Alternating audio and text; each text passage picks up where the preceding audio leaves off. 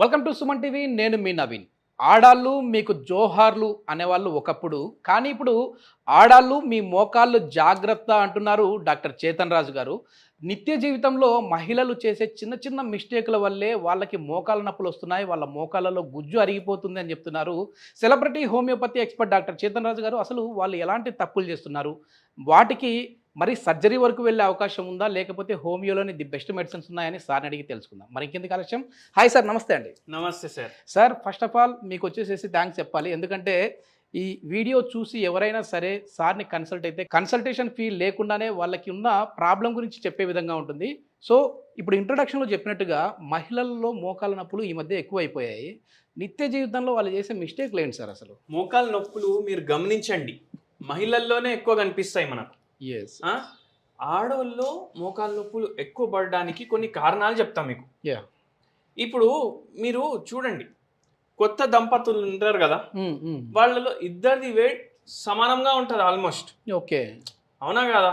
ఇప్పుడు పెళ్లి అయినాక ఏం చెప్తారు, అరే ఏంద్రా నువ్వు పెళ్లి అయినాక మస్త్ లావ్ అయినావు, మీ ఆవిడ మంచిగా వండేసి ఇస్తుందా నీకు అనేసి అంటారు. అట్లా కొన్ని ఒక 6 నెలల తర్వాత, ఒక 2-3 ఏళ్ల తర్వాత ఏమవుతుందంటే ఆడోళ్ళది వెయిట్ ఎక్కువ అయిపోతుంది. మీరు గమనించండి. Okay okay.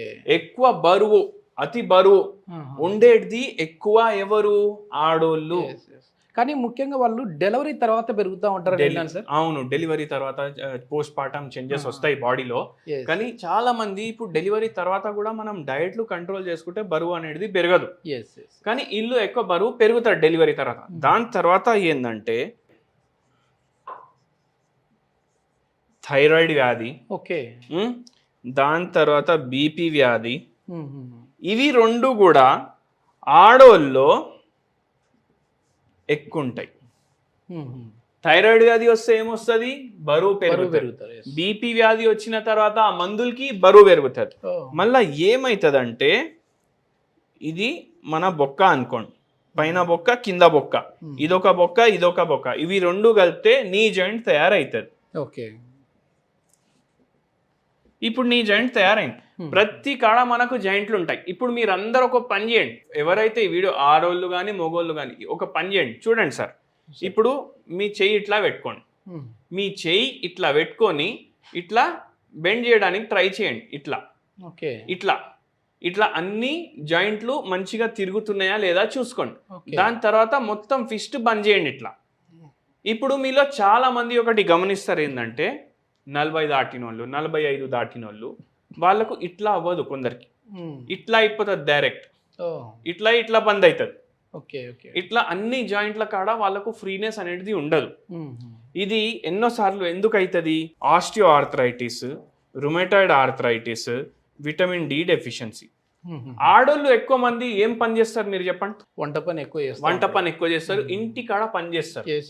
ఇంకోటి అందరికి ఉన్న అపోహం ఏంటంటే, ఏమైనా పని చేస్తారా, మీరు జాబ్ ఏం చేస్తారు అంటే మనం లేడీస్ ని అడుగుతాం కదా, వాళ్ళ నోట్లకి వెళ్ళైనా వస్తుంది, వాళ్ళ హస్బెండ్ అయినా చెప్తారు ఏం పని చేయరండి, ఏం పని చేయము, ఇంటికాడ ఉంటాం అంటే హౌస్ వైఫ్. హౌస్ వైఫ్ అంటే ఏంది? హౌస్ వైఫ్లు ఏం పని చేస్తారు, బయటికి పోం కదా అని మేమేం పని చేస్తాం అంటే ఏంటంటే వాళ్ళకు చేసే పనికి విలువ ఇస్తలేరు. హెచ్డబ్ల్యూ అంటే హౌస్ వైఫ్ కదా, హెచ్డబ్ల్యూ అంటే హోంవర్క్ కూడా అవుతుంది. అవునా కదా? హెచ్డబ్ల్యూ అంటే హోంవర్క్ కూడా అవుతుంది.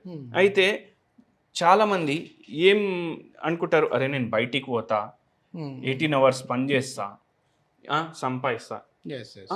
ఆడోళ్ళు చేస్తలేరు, మేము సంపాదిస్తలేము అనేసి వాళ్ళకు ఓన్లీ ఏంటంటే శాలరీ ఒకటి రావట్లేదు. కానీ మనలాగానే వాళ్ళు కూడా పని చేస్తున్నారు కాబట్టి ఇల్లు నడుస్తుంది. ఇస్త్రీకి బట్టలు ఎప్పుడు పోతున్నాయి, బాత్రూమ్లు ఎప్పుడు సాఫ్ అవుతున్నాయి, బాసన్లు ఎవరు దోముతుండ్రు, బట్టలు ఎవరు ఉతుకుతుండ్రు, ఇల్లు ఎవరు సాఫ్ చేస్తుండ్రు, అట్లా ఉంటది. ఒక పేషెంట్ కూడా మన దగ్గర వచ్చి ఏమంటున్నారు, సార్ మోకాళ్ళ నొప్పులు ఉన్నాయి, మళ్ళా దానిపైన ఏంటంటే ఆ మేడంకి బీపీ ప్రాబ్లం కూడా ఉంది. ఓకే. ఏజ్ వచ్చేసి 50 ఏండ్లు ఉండే, గ్రేడ్ 3 ఆస్టియోఆర్థరైటిస్ ఉండే. ఏమన్నా డాక్టర్ వాళ్ళు ఆపరేషన్ చేయించుకోండి, మీకు జర నయం ఉంటుంది, నడుస్తారు, పనులు చేసుకుంటారు. నేను ఒక్కటి అడిగిన ఆ మేడంకి, మీకు ఇప్పుడు నడవడానికి వస్తుందా? మొత్తం వీల్ చైర్ మీద పడి ఉన్నారా మన దగ్గర Okay. క్లినిక్కి వచ్చిండ్రు. ఓకే, నడుచుకుంటూ వచ్చారు. నడుచుకుంటూ వచ్చి ఓకే. వస్తుంది ఒక 5 నిమిషాలు నడవంగానే నాకు ఏమైతుందంటే మోకాల్లో నొప్పి స్టార్ట్ అవుతుంది. Yes yes. పడుకున్నప్పుడు ఏమో చిన్న చిన్న పిల్లలు ఉంటారు ఇంట్లో, మన్మళ్ళు మన్మరాళ్ళు ఇద్దరు ఉంటారు, వాళ్ళని కూర్చోబెట్టుకుంటా కాళ్ళ మీద, ఓకే. జ్వరం వాళ్ళకు రిలీఫ్ ఉన్నట్టు. అయితే ఏందంటే ఇప్పుడు నాకు వితౌట్ ఆపరేషన్ తగ్గాలి, ఎందుకంటే నాకు చాలా భయం ఆపరేషన్ అంటే. Okay okay. ఇప్పుడు ఇట్లా కూడా ఉంటుంది కొందరికి, ఆపరేషన్ అంటే చాలా భయం, తగ్గాలి. సరే అమ్మా తగ్గుతుంది, మందులు వాడు స్టార్ట్ చేయండి అనేసి. అయితే మనం అడిగినప్పుడు ఏం చెప్పిండ్రంటే, ఇప్పుడు నాకు ఏం టెన్షన్ ఉందంటే మా వేరే బ్రదర్ సిస్టర్లు ఉంటారు కదా, ఆస్తిలో నాకు చీటింగ్ చేసిర్రు బాగా. ఓకే. మంచిగా చీటింగ్ చేసి ఏం చేసిండ్రు అంటే నాకు ఏం రాకుండా చేసిండ్రు, ఇంకా ముగ్గురు మొత్తం పంచుకున్నారు. Okay okay. అయితే ఏంది అంటే ఇప్పుడు నాకు ఆ ఆస్తి నాకు రాలేదు అని కాదు, నా సొంత వాళ్ళు చీటింగ్ చేశారు. చీటింగ్ చేసిండ్రు నాకు. ఓకే. ఆస్తి వచ్చిన అది సెకండరీ. ఇప్పుడు నేను నాకు మా ఆయన చూసుకుంటాడు, నాకు మా ఆయనకి ఏమైనా అయితే నాకు ఎవరు చూసుకుంటారు, నేను ఏమనుకుంటా మొత్తం లైఫ్ ఏమనుకుంటా, అరే మా అన్న చూసుకుంటాడు, మా చెల్లెలు వాళ్ళు చూసుకుంటారు, మా అక్క చూసుకుంటారు. ఇప్పుడు ఏంది, వాళ్ళే లేరు, మా పిల్లలు ఉన్నారు మంచిగా చూసుకుంటారు, కానీ మన బంధువులు కదా వాళ్ళే నాకు ఇట్లా చేసేసరికి నేను తట్టుకోలేకపోయినా. దాంట్లో ఏమైందంటే థైరాయిడ్ ప్రాబ్లం వచ్చింది, బీపీ ప్రాబ్లం వచ్చింది పేషెంట్కి, అట్లనే బరువు పెరిగిండ్రు. ఓకే. బరువు పెరిగినాక ఈ మోకాల్లో ఏదైతే గుజ్జు ఉంటుంది కదా అది పాడవడం స్టార్ట్ అయింది. ఓకే. ఇట్లా పాడై ఇప్పుడు కొద్దిగా నడవగానే మస్తు నొప్పి అయింది. మనం చెప్పినాం అమ్మ మీకు 2 నెలలకి మందులు ఇస్తాం. 2 నెలలకి మందులు ఇచ్చినాక రేపు పోయి అరే ఏం తగ్గలేదు అని చెప్పొద్దు, ఎందుకంటే పేషెంట్ ఏమో పలాస నుంచి వచ్చిండ్రు. ఓకే. పలాస నుంచి వచ్చిండ్రు పేషెంట్, ఏం తగ్గలేదు అని ఫోన్ చేసి చెప్పొద్దు. 2 నెలలు కళ్ళు మూసుకొని మందులు వేసుకోవాలి టైంకి, ఇంతనే ఉండాలి. అయితే ఏంటంటే 2 నెలల తర్వాతనే మీరు ఆలోచించాలి నాకు ఎంత తగ్గింది. అవును. 2 నెలల తర్వాత రావాలి, మళ్ళీ రావాలా ఇంత దూరం అనేసి. అయ్యా మళ్ళీ తగ్గాలంటే రావాలి కదమ్మా అనేసి అన్నాం మనం. అయితే ఏంటంటే 2 మంత్స్ తర్వాత వచ్చి సార్ నాకు 50% నొప్పులు తగ్గినాయి, ఇప్పుడు మా ఆయనకు ఛాయ్ కావాలంటే ఛాయ్ వండేసి ఇస్తున్నా, ఇప్పుడు ఏమైనా మా కోడలికి కూడా హెల్ప్ కావాలంటే చేయగలుగుతున్నా. ఇంతకుముందు ఏముంటుండే అంటే అరే ఏం చేయలేకపోతున్నా నేను, నా ఏజ్ ఎంత అనేసి 50 ఏళ్ళు నాకు, ఇదే ఏజ్ లా నేను కోడలికి సహకరించకపోతే ఏంది ఇంకా అనేసి అన్నారు. అయితే అట్లా జర కోడలికి కూడా హెల్ప్ చేస్తున్నా. ఒక 7 మంత్స్ తర్వాత నొప్పులు 90% వెళ్ళిపోయినాయి, కొద్దిగా నొప్పులు మిగిలినాయి.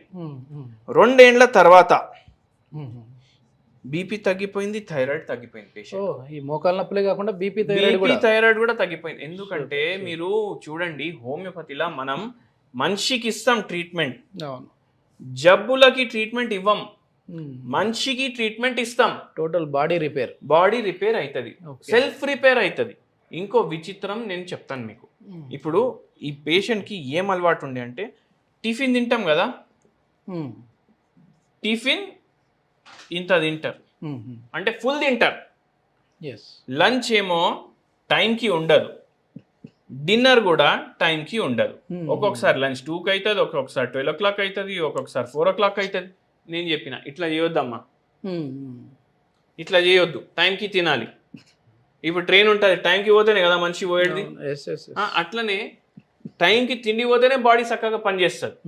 మళ్ళా ఏం చెప్పినామంటే అమ్మకి వారంలో 7 రోజులుంటే 2 పూటలు రోజు అంటే 14 పూటలు రైస్ పికిల్ కంపల్సరీ కావాలి. ఓకే. ఈ పికిళ్ళు ఏడగా ఉంటారంటే బయటికి వెళ్ళి మార్కెట్కి వెళ్ళి తీసుకొని వస్తున్నారు. ఇప్పుడు నాకు అది కూడా చేతనైతే లేదు ఇంట్లో చేసుకోవడానికి. మనం ఏం చెప్పినాం, అరే వారంలో మీరు 4 సార్లు తినండి, వారంలో 4 సార్లు తినండి, మీరు ఒక 2 బుక్కలు పికిల్ కలుపుకొని తినండి. ఈ 2 బుక్కలు పికిల్ కలుపుకొని తినడం వల్ల అది మంచి ప్రీబయోటిక్ కూడా అవుతుంది. ప్రీబయోటిక్ అంటే మన గట్ హెల్త్కి మంచిది అవుతుంది. మళ్ళీ దాంట్లో విటమిన్ సి కూడా ఉంటుంది, మన బొక్కలకి మంచిది విటమిన్ సి. అమ్మ మీకు ఏం తినాలనిపిస్తే తినండి, పోర్షన్ కంట్రోల్ చేసుకొని తినండి. ఇట్లా ఎంత కావాలి ఎంత కాదు, ఎంత అవసరం మనకు అంత.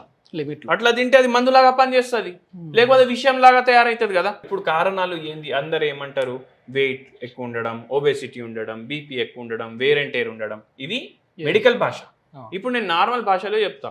7-8 గంటలు మీరు కిచెన్లో నిల్చొని పని చేసుడు, కింద కూర్చొని మళ్ళీ సక్లం బుక్లం వేసుకొని అయితే మనం బాసనలు దోమం కదా, ఇట్లా ఆ పొజిషన్ ఉంటుంది. అది ఆ పొజిషన్లో మళ్ళీ ఒక 2 గంటలు కూర్చోవడం, ఇట్లా కూర్చుంటే ఏమవుతాయి మోకాలు, వేర్ అండ్ టేర్ అంటారు దాన్ని. ఎట్లా వాడుకోవాలి అట్లా వాడుకోవాలి. అట్లా కాకుండా ఎట్లా వాడితే మీరు వెయిట్ ఒకటి ఎక్కువ ఉంది, ఆ బరువు మొత్తం పడతానే ఉంది మీ మోకాల మీద, ఏమవుతుంది, స్ట్రెస్ ఉంది ఫుల్. ఇప్పుడు ఒక కేసు గురించి చెప్పినా కదా ఇంతకుముందు, అట్లా ఉంటే ఏమవుతుంది, స్ట్రెస్ ఉంది, నిద్ర చక్కగా లేదు. నిద్ర చక్కగా లేకపోతే జాయింట్కి, మసిల్స్కి, లిగమెంట్స్కి ఎంత ఎక్కువ ప్రెషర్ పడుతుంది. అయితే నిద్ర కూడా చక్కగా ఉండాలి.